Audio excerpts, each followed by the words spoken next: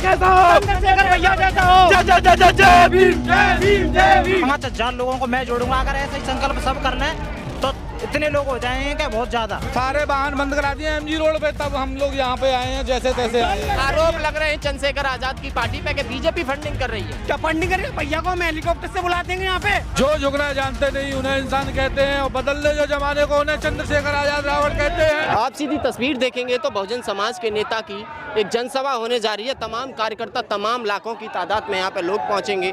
कहा जाता है जो आगरा है वो बीएसपी का गढ़ रहा है, उससे पहले काशीराम, उससे पहले बाबा साहब का गढ़ रहा है। कैसे देखते हैं आगरा के इस गढ़ को जहां बीजेपी का भी दबदबा नजर आ रहा है? जब बाबा साहब 18 मार्च 1956 को आए थे तो बाबा साहब ने ये कहा था कि मैं उस एक व्यक्ति को ढूंढ रहा हूँ जो मेरे समाज तंबू रूपी को मतलब बम्बू बन सके। और कहीं ना कहीं आप समाज को देख रहे हो, समाज इस तरह से बट रहा है कि बिन दूल्हे कैसी बारात हो गया हमारा समाज। हमारे समाज को एकजुट होने की बहुत ज़रूरत है। अगर ऐसे ही बटते रहोगे तो कहीं ना कहीं हमारा ही घाटा है। एक समय पर यहाँ पर बहुजन समाज पार्टी की पूरी की पूरी सीटें निकलती थी, सातों की सात सीटें निकलती थी, लेकिन आज आप देखते हो कि यहाँ पर बीएसपी का खाता भी नहीं खुल रहा है। इसका एक ही रीज़न है कि हमारा समाज कहीं ना कहीं टूट रहा है और हमारा समाज दूसरों के झांसे में आकर के दूसरों की राजनीतिक पार्टी जो झांसा देती हैं कि हम आपकी मतलब ये दे देंगे या फिर नई नई कोई नीतियाँ ला करके, तो कहीं ना कहीं हमारा समाज इससे घाटे में जा रहा है और नुकसान हमारा ही हो रहा है। टूटे हुए बहुजन समाज का फायदा अपर कास्ट की जो पार्टियां हैं वो उठा रही हैं। देखिए, हमारा कोई भी रहबर है तो वो बाबा साहब हैं, मानवर काशीराम साहब हैं।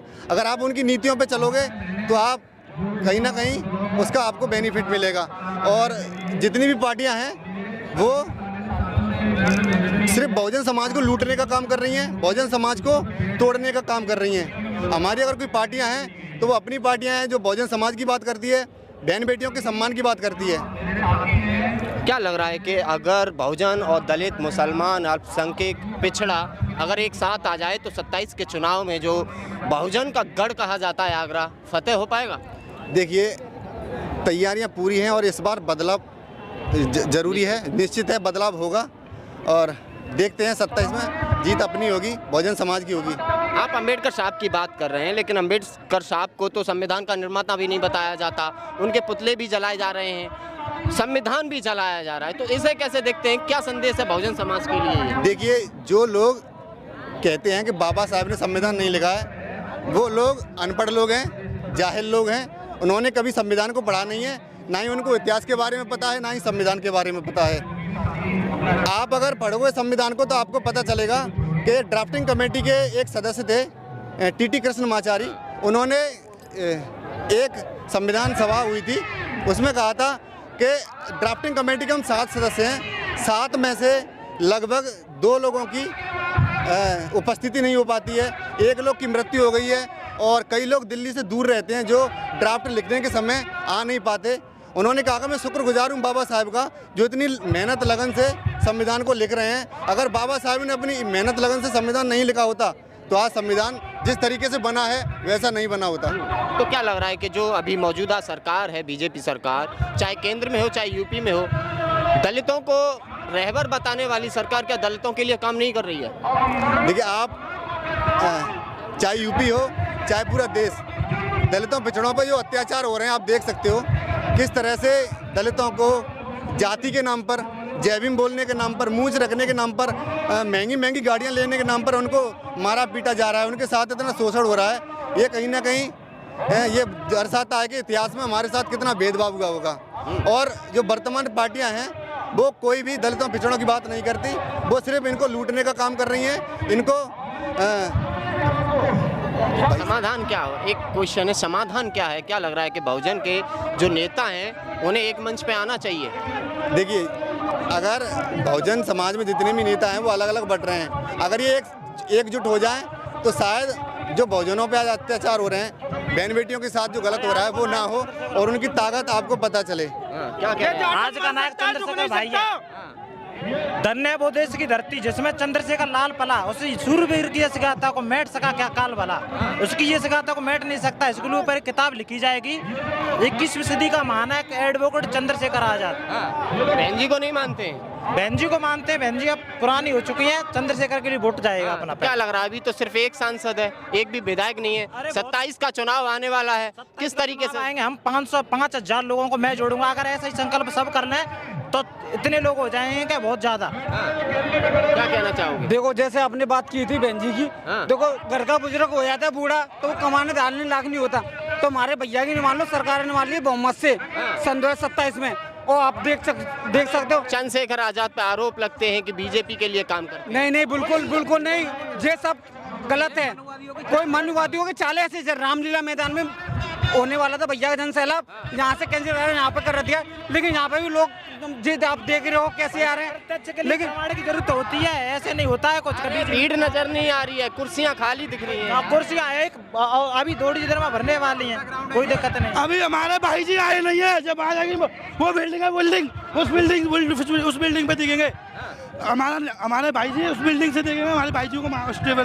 क्या उम्मीद कर रहे हैं कि आगरा के लिए क्या संदेश चाह रहे हैं 2027 का?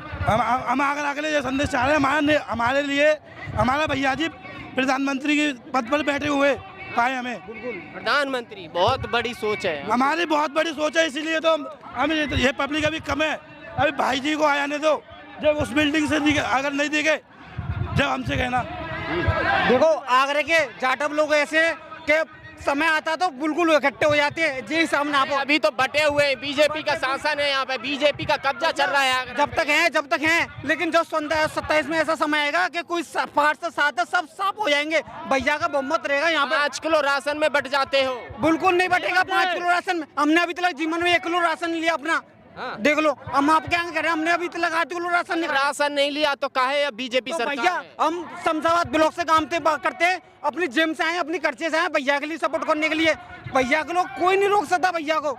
हमारा नेता कैसा हो, हमारा नेता कैसा हो, चंद्रशेखर भैया जैसा हो। जय भीम, जय भीम, जय भीम। मेरे भैया ने एक बात कही है, बहुत बड़ी सोच है, लेकिन हम ये कहते हैं कुर्सी पे नहीं है, फिर भी सब पे भारी है। चंद्रशेखर भैया जिंदाबाद, जिंदाबाद। क्या कह रहे हैं? जो झुकना जानते नहीं उन्हें इंसान कहते हैं, और बदलने जो जमाने को उन्हें चंद्रशेखर आजाद रावण कहते हैं। कैसे जमाना बदल रहे हैं? बदल देंगे, 27 में सरकार आते ही सब साफ हो जाएगा। की सरकार?